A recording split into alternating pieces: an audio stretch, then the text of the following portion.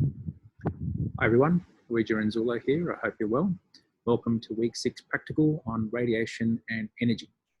Before we get underway, I just want to acknowledge that this was a prac written for last year's Blue Planet course by my colleagues Nick Engera and Margie Baum. So today, like the rest of the week, we've been focusing on solar radiation and its journey from the sun through the Earth's atmosphere to the Earth's surface. The aims of today's practical are twofold. First of all, getting familiar with one of the main tools that scientists use to conduct analysis, namely spreadsheets. Secondly, we're going to learn a bit more about measurement of solar radiation. The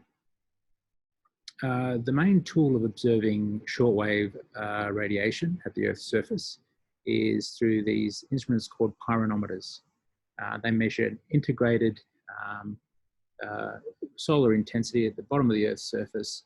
So that, I guess, gives you the contribution from the direct beam and the diffuse in the one measurement. So you'll look at some of these data for a couple of sites. This prac is split up into various activities. First one is about getting familiar with the structure of spreadsheets, being able to do some basic analysis like plotting and adding different plots to the same graph.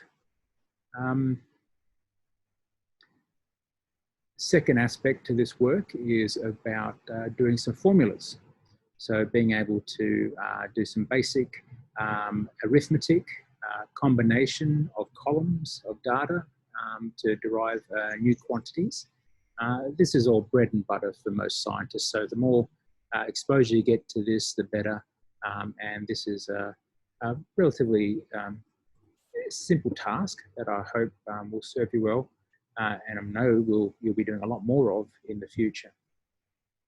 But really the guts of today's prac is to look at the variations in solar shortwave downwelling radiation as measured by the pyranometers.